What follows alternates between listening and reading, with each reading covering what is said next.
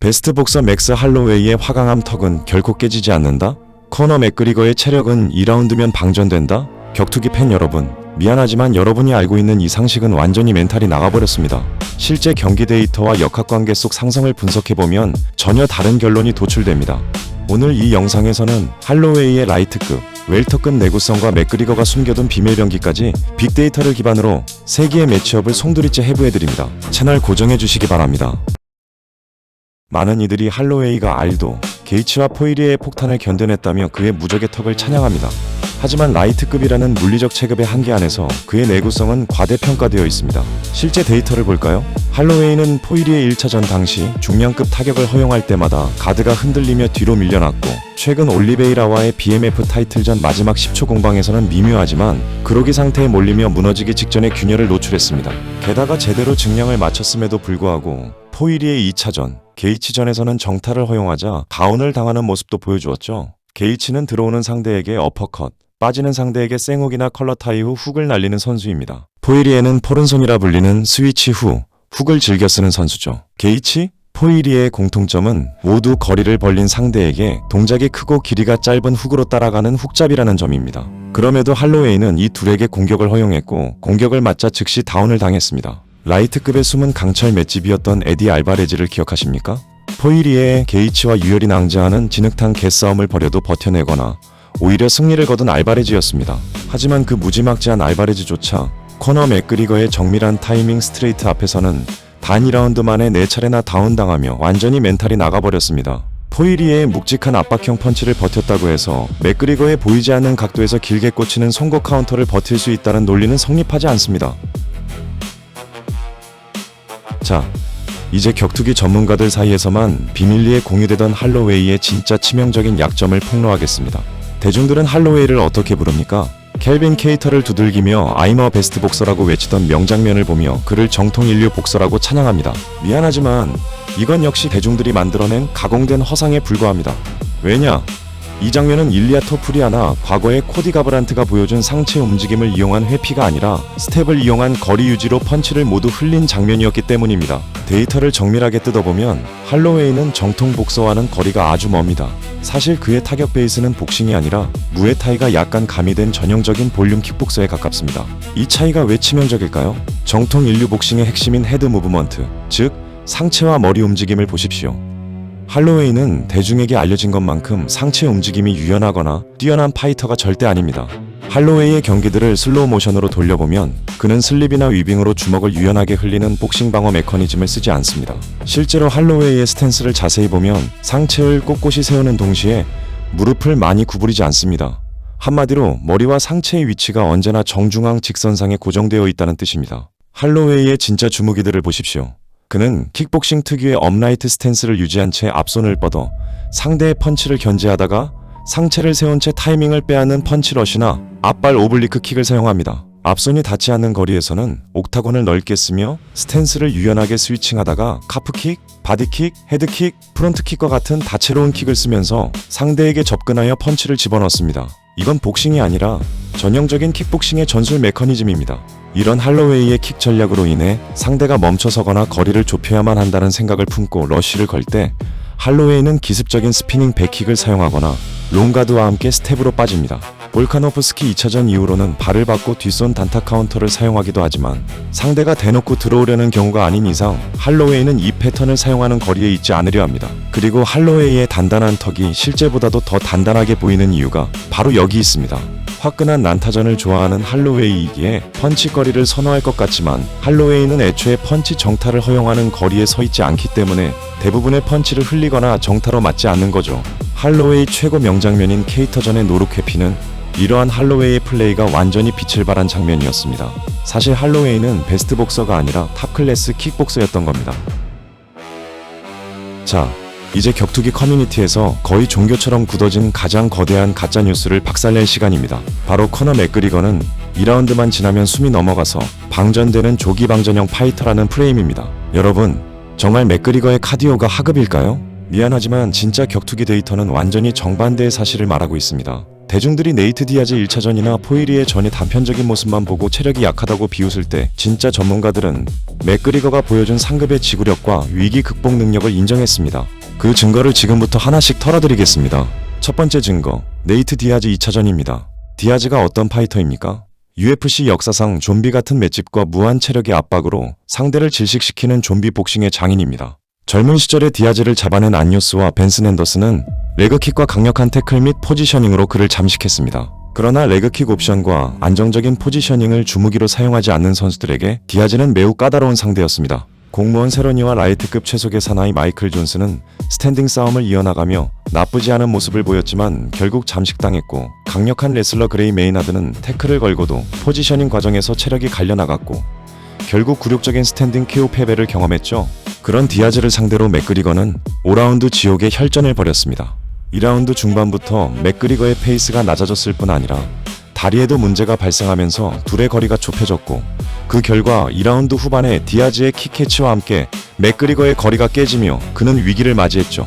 지옥 같던 클린치 싸움과 불꽃 튀는 안타전, 라운드 마지막 위기를 겪은 3라운드를 넘겼을 때 대중들의 예상을 깨고 맥그리거는 어떻게 했습니까? 4라운드에 오히려 페이스를 역으로 끌어올리는 회복력과 위기관리 능력을 선보이며 엘보와 딥킥으로 오히려 디아즈의 페이스와 지구력을 갉아먹었습니다. 그리곤 진흙탕 싸움 끝에 그 디아즈를 판정으로 주저앉혔습니다.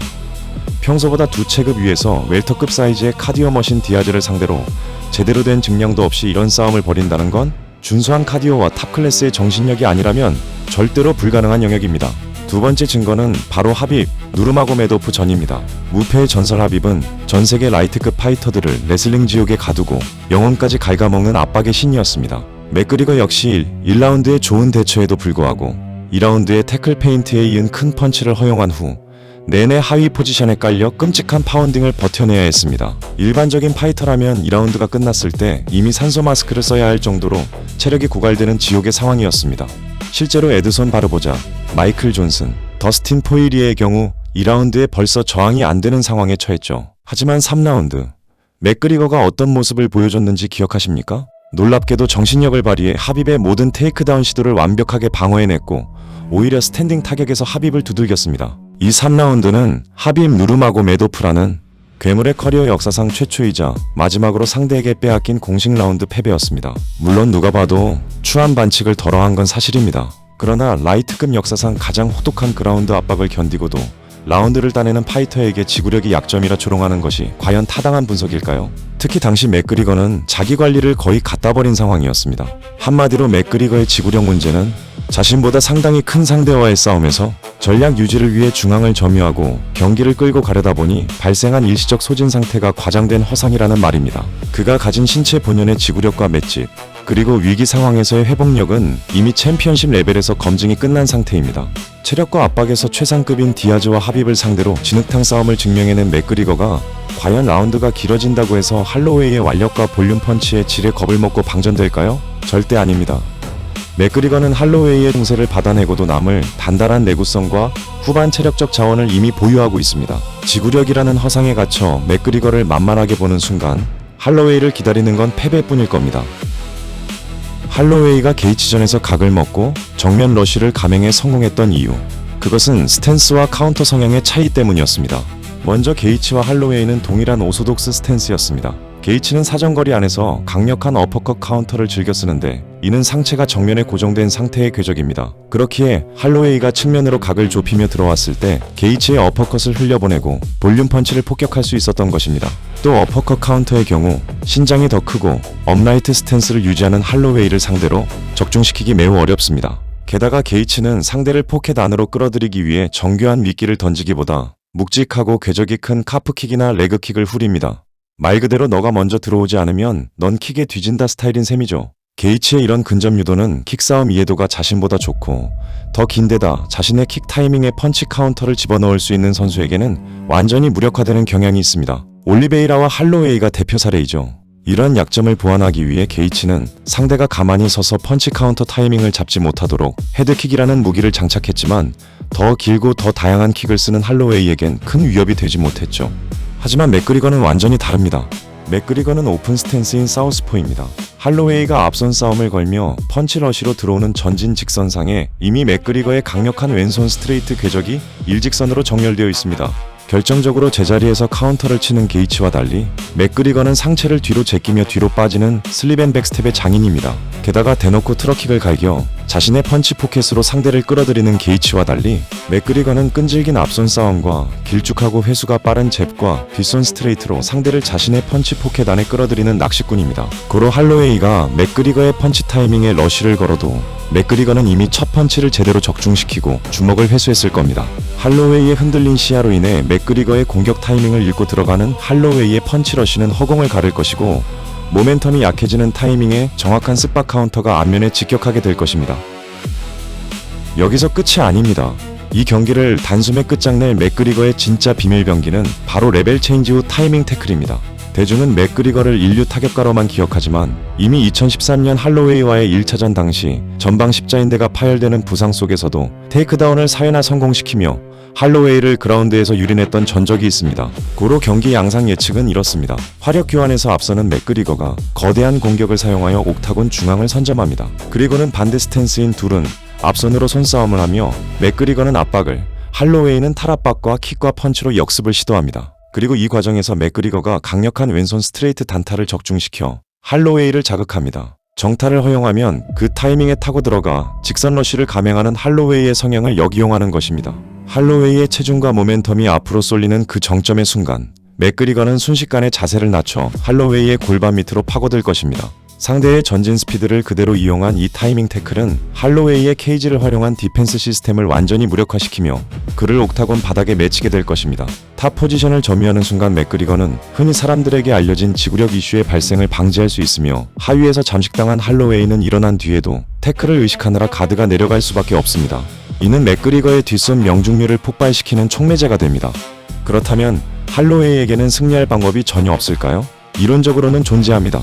매우 힘들겠지만 경기 시작 직후 맥그리거의 중앙 선점 자체를 저지하기 위해 맥그리거의 큰 공격을 타고 들어가 클린치로 맥그리거의 옥타곤 중앙 선점 자체를 방해하는 방법과 중앙은 내주되 경기 초반에 맥그리거에게 오히려 적극적으로 앞선 손싸움을 걸면서 맥그리거의 압박에 반응하는 동시에 바디킥 셋업을 깔아놓은 다음 다리 부상 경력이 있는 맥그리거의 앞발에 깔끔하게 진화된 자신의 오블리크 킥을 누적시켜 기동력을 마비시키는 현실적인 방법, 이 두 가지가 바로 승리 방법입니다. 하지만 이 전략 역시 한 가지 치명적인 조건이 추가되는 순간 신기루처럼 사라집니다. 만약 맥그리거가 신체 전성기 수준은 아니어도 다리 부상을 극복하고 앞발과 뒷발 킥 옵션을 유연하게 구사한다면 어떻게 될까요?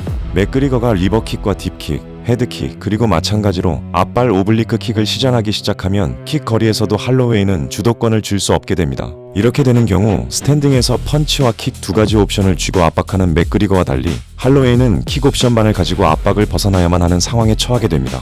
결국 앞선 손싸움을 걸 수 있는 거리 안으로 진입조차 하지 못하거나 앞선 손싸움을 걸고도 그 다음 취해야 할 수단이 불명확하게 될 겁니다. 만약 이런 상황에서 섣불리 오블리크 킥을 차기 위해 중심을 앞으로 무너뜨리는 순간 역으로 맥그리거의 백스텝 후 잽 스트레이트 카운터의 제물이 될 뿐입니다. 자, 지금까지의 모든 완벽한 시뮬레이션을 단숨에 무력화할 수 있는 잔인한 변수가 남아 있습니다. 바로 맥그리거의 노화와 공백기입니다. 세월에는 장사가 없습니다. 노화로 인해 동체 시력과 반응 속도가 단 0.1초만 느려져도 할로웨이의 직선 러쉬를 쓱 피하지 못하고 허용하게 됩니다. 게다가 정강이 부상 이후 하체 탄력이 죽어 레벨 체인지 태클의 슈팅 스피드가 나오지 않는다면 오히려 역으로 목을 잡히는 최악의 상황이 연출될 수도 있습니다. 또한 오랜 링러스트로 인해 경기 초반 자기 주먹의 끝거리감을 잡지 못한다면 디아즈전과 합입전에서 증명했던 맥그리거의 저평가된 5라운드 카디오 자원마저 할로웨이의 공격으로 인한 물리적 심리적 패닉과 함께 조기에 방전될 위험이 있습니다. 결국 이 경기는 맥그리거의 신체 나이가 어디에 멈춰 있는가에 모든 것이 결정됩니다. 노화가 완만하여 그의 폭발력이 살아있다면 정밀한 킥거리 지배와 타이밍 태클 셋업을 바탕으로 스트레이트 펀치를 집어넣은 맥그리거의 2라운드 이내 KO 승리라는 결론이 도출됩니다. 반대로 세월의 무게를 이기지 못했다면 다리가 잘려나간 맥그리거가 상체만으로 할로웨이의 움직임을 따라가려다가 할로웨이의 무한 잠식 압박에 후반 라운드 무릎을 꿇게 될 것입니다. 여러분의 생각은 어떠신가요? 댓글로 예측을 남겨주세요. 영상이 유익하셨다면 구독과 좋아요 부탁드립니다.